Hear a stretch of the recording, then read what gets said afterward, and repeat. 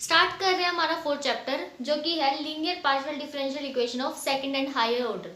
हमने linear equations पढ़ ली थी जो कि हमारा सेकंड चैप्टर था, लेकिन उसमें हमने सिर्फ फर्स्ट ऑर्डर की थी। अब हम सेकंड और उससे हायर ऑर्डर की पढ़ेंगे। अभी हमने थर्ड चैप्टर स्किप कर दिया है which is of non linear. पहले हम लीनियर कंप्लीट कर लेते हैं, फिर उसके बाद हम नॉन लीनियर करेंगे। बाकी आपका क्वेश्चन कंप्लीट हो जाएगा फर्स्ट और सेकंड चैप्टर करने से। ठीक है, तो फर्स्ट प्रायोरिटी हमारी यही है कि आपका पहले पेपर कंप्लीट होना चाहिए, उसके बाद हम नॉलेज के लिए पढ़ेंगे। तो पहले स्टार्ट करते हैं फोर्थ चैप्टर। फोर्थ चैप्टर क्या है, अगर आपको ओडी आता हो, ओडी में आपने कुछ डिफरेंशियल इक्वेशंस को सोल्व भी किया था, तो इसी तरह है, बिल्कुल सेम पैटर्न को फॉलो करेंगे हम। लेकिन उसमें क्या था, सिर्फ वन वेरिएबल में था, यहाँ पर हम टू वेरिएबल में वही सारी चीज़ें अप्लाई करना सीखेंगे। तो अगर आपने ओडी नहीं पढ़ा है, OD means ordinary differential equations, तो वो अच्छे से अगर आपको आता है तो आपको ये करने में कोई प्रॉब्लम नहीं होगी। फिर भी कोई बात नहीं, इसमें भी आप अगर अच्छे से प्रैक्टिस करेंगे तो इसमें भी फिर भी कोई प्रॉब्लम नहीं आएगी अगर आप स्टार्टिंग से स्टार्ट कर रहे हैं तो। ठीक है, तो देखो स्टार्ट करते हैं। जैसे कि आपको पता है, अगर हमारे पास सबसे पहले तो हम मेन क्या करते थे, पहले हम ऑक्सिलरी इक्वेशन निकालते थे। ऑक्सिलरी इक्वेशन से कॉम्प्लीमेंट्री फंक्शन आता था, फिर उसके बाद हम पर्टिकुलर इंटीग्रल निकालते थे। ठीक है, तो यहाँ पर भी हमने वही करना है, पहले हम ऑक्सिलरी इक्वेशन को सॉल्व करेंगे और वहां से हम क्या करेंगे, अपने कॉम्प्लीमेंट्री फंक्शन की वैल्यू निकालेंगे। उसके बाद हम पर्टिकुलर इंटीग्रल पे आते हैं। तो सबसे पहले हम अपना स्टार्टिंग वाला क्वेश्चन पिकअप कर लेते हैं। फर्स्ट क्वेश्चन क्या कह रखा है उसने, curl cube z by curl x cube, मतलब कि z का डेरिवेटिव है with respect to x 3 times with partial -4 curl cube z by curl square with respect to x 2 times है x और विद रिस्पेक्ट टू y +4, यहां पर भी cube है, और with respect to x with respect to y double times and is equal to 2 sin 3x + 2y। ये question है। तो सबसे पहले इसको तो आप भूल जाओ, सपोज करो ये है ही नहीं, तो हम इस पे बात करते हैं। पहले हमारी ऑक्सिलरी इक्वेशन क्या होती है, ऑक्सिलरी इक्वेशन इसको ही लिखते हैं ना, इज इक्वल टू 0 करके। तो यही चीज पूरी लिखनी है हमने, इज इक्वल टू 0 करके। लेकिन ना देखो, जैसे ओडी से रिलेट करते हैं, सपोज करो ओडी में ऐसे दे दिया हमें, कर्ल, कर्ल तो आएगा ही नहीं, डी आएगा। अगर ऐसे क्वेश्चन होता है D cube Z by D x square plus 3d square Z by D x square, क्योंकि नीचे तो एक ही वेरिएबल आएगा जब हम टोटल डिफरेंशिएशन करते हैं, +4 इज इक्वल टू कुछ भी 2 sin 3x। इस तरह से कोई क्वेश्चन है, इधर z भी आएगा। तो हम कैसे करते थे, हम ऐसे लेट करते थे, d बाई डी एक्स को कैपिटल D लेट कर लेते थे और उससे हमारी ऑक्सिलरी इक्वेशन आती थी। तो अगर हम इसकी ऑक्सिलरी इक्वेशन निकालें तो क्या आएगी, यहाँ पर क्यूब कर लो, तो यहाँ पर d cube plus 3d square plus 4 और बाहर z आ जाएगा, है ना। और इसी तरह इज इक्वल टू में जो भी है, पहले तो हम क्या करते थे, इज इक्वल टू 0 करके इसको हटा देते थे, ये हमारी ऑक्सिलरी इक्वेशन आती थी। तो यहाँ पर भी थोड़ा सा चेंज है, बस करना है ऐसे लिए। फिर हम d की वैल्यू फाइंड आउट करते थे, वहां से हमारा कॉम्प्लीमेंट्री फंक्शन आ जाता था। यहाँ पर भी अब हम देखो कैसे करेंगे। अब यहाँ पर क्योंकि हमारे पास 2 वेरिएबल्स हैं, तो अब हम एक को तो मानेंगे नहीं, दोनों को ही मानना पड़ेगा, है ना। तो यहाँ पर हम क्या करेंगे, विद रिस्पेक्ट टू x को d मानेंगे, विद रिस्पेक्ट टू y को d डैश मान लेंगे। तो कर्ल बाय कर्ल x को तो क्या लेट कर लो, d, और कर्ल बाय कर्ल y को लेट कर लो d डैश। ठीक है, और ऑक्सिलरी इक्वेशन हम निकालने जा रहे हैं, ऑक्सिलरी इक्वेशन। तो कैसे निकलेगी, देखो d का क्यूब है, क्योंकि यहाँ पर हमारे पास विद रिस्पेक्ट टू y एक भी टर्म नहीं है, एक बार भी डिफरेंशिएशन नहीं किया, तो यहाँ पे सिर्फ d आएगा। और यहाँ पर देखो with respect to x 2 times कर रहे हैं, with respect to y 1 times कर रहे हैं, तो यहाँ पर d का तो स्क्वायर आ गया और d डैश 1 टाइम्स आ गया। कोफिशिएंट देखो 4 है, तो यहाँ पे लिख दो -4। इसी तरह नेक्स्ट पे आते हैं, +4 with respect to x 1 times, तो d आ गया एक बार, d डैश आएगा 2 बार, तो d डैश का स्क्वायर इज इक्वल टू 0। अब मेन बात आती है कि इसको कैसे सोल्व करें फिर, क्योंकि यहाँ पर 2 वेरिएबल आ गई, है ना। तो अब हमने क्या करना है, जैसे कि आपकी बुक में भी लिखा हुआ है कि डी को तो रिप्लेस कर दो एम से और डी डैश को रिप्लेस कर दो 1 से। ये ध्यान देने की बात है, लिख देना कि replace D by M and D dash by 1। ये ध्यान रखना आपको, ठीक है। तो जहां जहां पर डी है वहां पर एम पुट कर दो, डी डैश के प्लेस पर 1 पुट कर देती हैं। तो हमारे पास आ जाएगा M cube minus 4m square plus 4m is equal to 0। यहाँ तक आने के बाद अब हमें m की वैल्यूज फाइंड आउट करनी है। तो m की वैल्यूज देखो क्या आएंगी, एक तो m कॉमन आ रहा है, m square minus 4m plus 4 is equal to 0। यहाँ पर देखो अंदर होल स्क्वायर फॉर्मूला बन जाएगा ना, तो m और m माइनस 2 का होल स्क्वायर। तो m की हमारे पास 3 वैल्यूज क्या आ गई, 0, 2 एंड 2। ठीक है, ये आ गया। अब देखो कैसे करेंगे।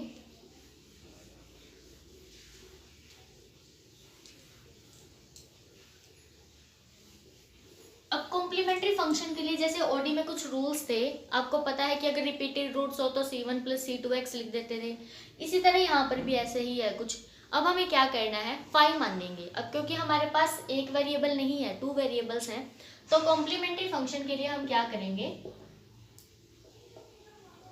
Complementary function is equal to 5(1), पहले वाला फंक्शन लिखो 5(1) y प्लस एम एक्स। जैसे कि हम लाइन की इक्वेशन लिखते थे ना, ऐसे होती थी y plus M x is equal to c, इसी तरह से होती थी। यहाँ पे भी वही है। अब हमने क्या करना है, जो हमारी y is equal y plus M X है, तो यहाँ पर m की वैल्यू एक बार 0 पुट करो, एक बार 2 पुट कर दो। रिपीटेड रूट है तो वही करना, हमने x से मल्टीप्लाई कर देंगे। तो जैसे कि बुक में लिखा हुआ है, उसने सबसे पहले यही लिया m इज इक्वल टू 0 वाली वैल्यू, फिर सेकेंडली और फिर थर्ड वाले में क्या करेंगे, x से मल्टीप्लाई कर देंगे। तो देखो कैसे करेंगे। फर्स्ट हमने लिखना है ऐसे ही, तो पहले हम लिख लेते हैं plus 5(2) y plus M X and plus 5(3) y plus M X. ये हमने 3 क्यों लिए, क्योंकि हमारे पास m की 3 वैल्यूज आई। तो यहाँ पर आप चाहो तो m1, m2, m3 लिख सकते हो, ठीक है। अब देखो कैसे करेंगे, क्योंकि 0, 2, 2 वैल्यू आई है, तो यहाँ पे तो 0 रखो, तो ये तो हमारा हो गया गुम सारा। यहाँ पर रखोगे 2, यहाँ पर भी 2 रखो, रख दिया हमने।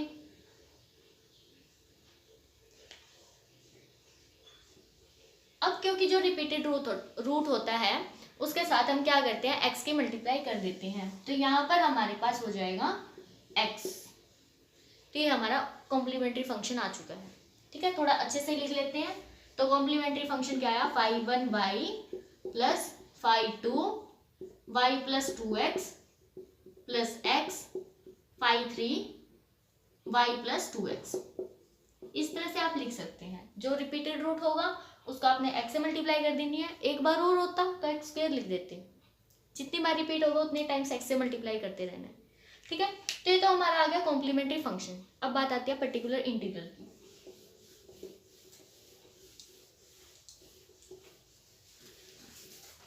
पर्टिकुलर इंटीग्रल के लिए वैसे अगर आपको प्रोसीजर पता हो, जैसे कि हम ओडी में करते थे, वही काम यहाँ पे करेंगे। पर्टिकुलर इंटीग्रल 1 बाय, पहले हम ये लिखते थे जो हमारी ऑक्सिलरी इक्वेशन होती थी, तो यहाँ पर हम लिख देंगे d cube minus 4d square d dash और plus 4d d dash square, और इज इक्वल टू वाला यहाँ पे लिखते थे, यहाँ पर हमने लिख लिया ये। अब देखो कैसे करेंगे। वहां पर तो हम क्या करते थे ओडी में सपोज करो यहाँ पर हमारे पास है साइन ax, तो जहां जहां पर हमारे पास, क्योंकि वहां पर डी डैश तो होता नहीं था, ओनली डी था, तो हम क्या करते थे, डी डैश के प्लेस पर minus of A square put कर देते थे। वहां पर सिर्फ x का कोफिशिएंट होता था।